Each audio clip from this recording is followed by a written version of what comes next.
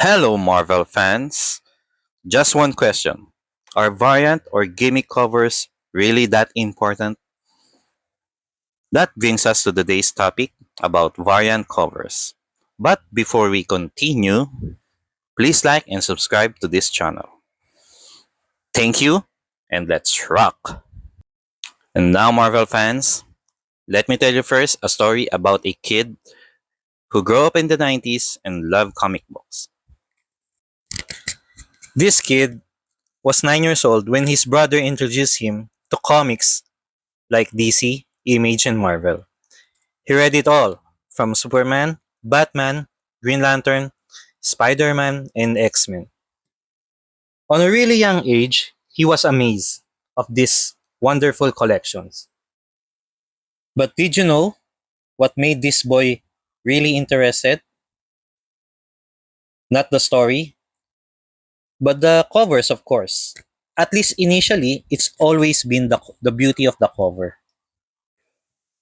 Now going back, growing up in the 90s, comics is all about gimmick covers. They have foiling bows, die cuts, holy bag, even fully bag with a trading card.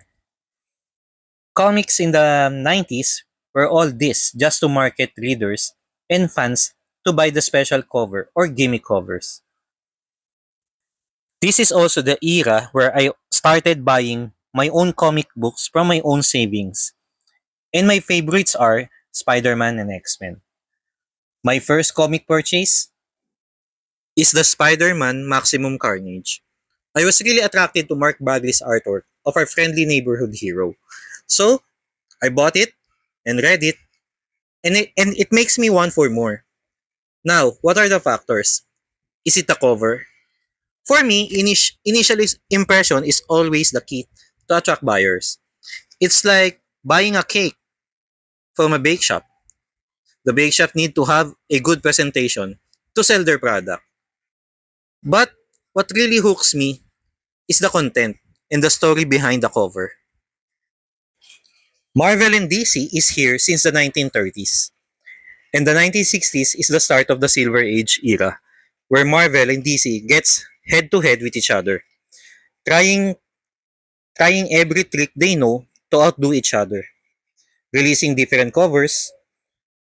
The first comic marketed with a variant cover was the 1986 first issue of The Man of Steel, which featured two different covers by John Byrne.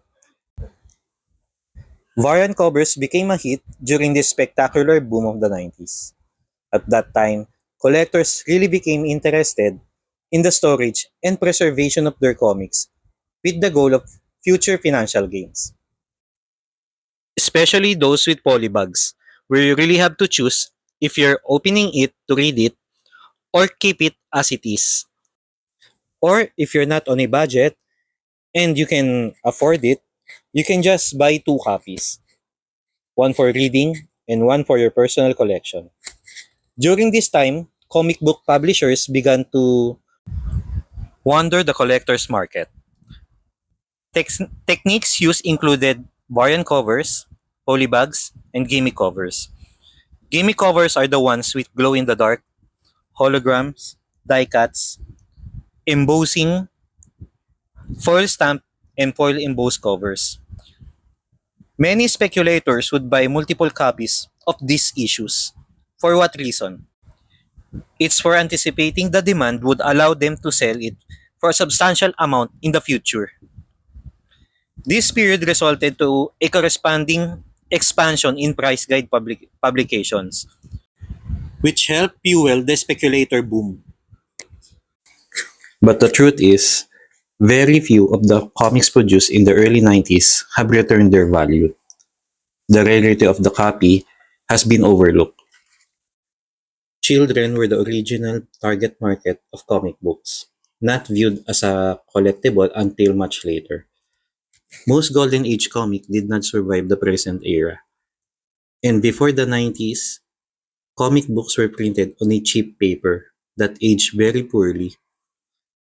By contrast, the speculator boom of the 90s saw large print runs of comics on high-grade paper that were stored by multitudes of collectors, creating a glut of production in the collector's market. Did you know, Marvel fans? Comic book speculator market reached a saturation point in the early 90s and collapsed between 1993 through 1997. Numerous publishers were driven out of business. Even Marvel Comics was forced to declare bankruptcy in the year 1997. In addition, DC Comics' decision to publish two blockbuster stories depicting the loss of their two major superheroes, Nightfall, The Breaking of Batman, and The Death of Superman. Now, in reaction to the boom, comic book publishers began to market specifically the collector's market, knowing that many collectors are completists, buying every issue featuring a certain character. Publishers began to produce comics with multiple covers. Let me give you an example, Marvel fans. X-Men number 1 from 1991 is the best-selling comic book of all time, with a whopping sales of over 8.1 million copies and a nearly $7 million of sales. The sales produced were generated in part by publishing the issue with 5 different variant covers.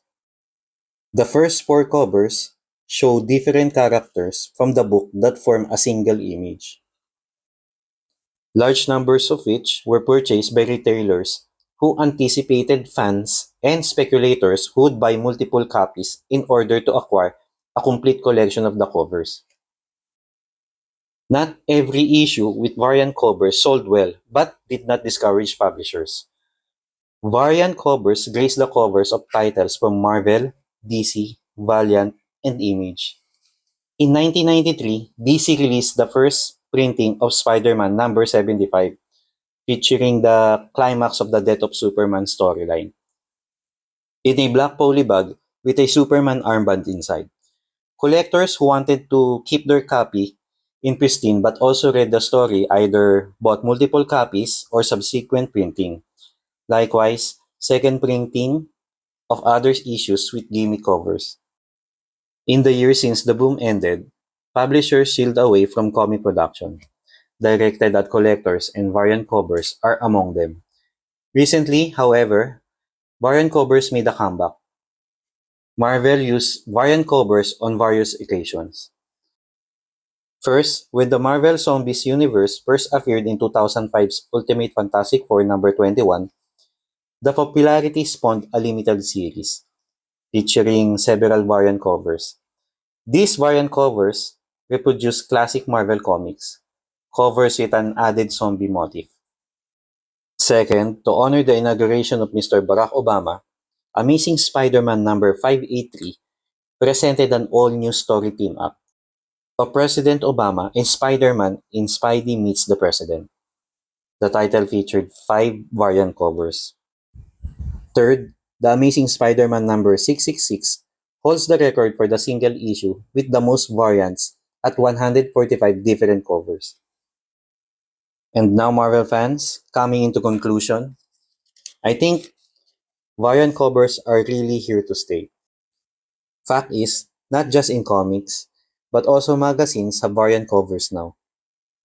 Marvel fans, from my own point of view, there's absolutely nothing wrong with gimmick or variant covers. Honestly, I love some of the variant and gimmick covers. In fact, I have some of it on my collections. Publishers are doing this for 30 years, and I think they will still do it for another 30 or so. But the question is, how long would they last? I started this hobby when I was 9, and that's what I also want from my son and from the young generations. I want him to love comic books. But I don't think we have the same passion. I think this is one of the issues or problems Marvel, DC, and Image should address. They have to market young kids to start reading comic books as a hobby. But how would they if the value of the comics is too much for an average individual? Variant or gaming covers today average $10 or maybe 20. I'm not against variant covers, but variant covers are for adult collectors. Some collectors are not even comic book fans. And I assume that they don't even care reading what's behind that cover. I also observe when I'm in a comic store, I barely see young readers. Mostly adults buying expensive covers. What I'm saying is, comic books are meant to be read. That's how to attract young readers, not collectors. Publishers should take focus on giving us good and valuable story, not expensive covers. Focus on getting younger readers because they are future markets. Making good stories that would make them excited every week to buy the next issue. Marvel, DC, Image, it doesn't matter. That's how you do it. That's the reason why myself, or maybe others, until now, is still buying comics. It's not just the cover, it has to be both. Make new and good stories, and that is price friendly even for kids to afford.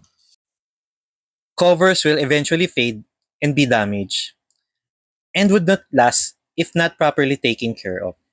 But a good story will always be remembered. Extinction Agenda, Age of Ultron, Maximum Carnage, Days of Future Past, Infinity Gauntlet. These storylines from Silver to Bronze and even modern era have been remembered for its stories. And that is what most of us need right now. Stories that would capture the heart of many readers. Thank you, and I hope that these publishers are not making the same mistake they had in the 90s. And that's it, Marvel fans. What's your favorite variant cover? Take a picture and comment down below. And so this is the end of the video. I hope you like it. If you do, please do subscribe to this channel. Thank you, and I'll see you again, Marvel fans. Bye-bye.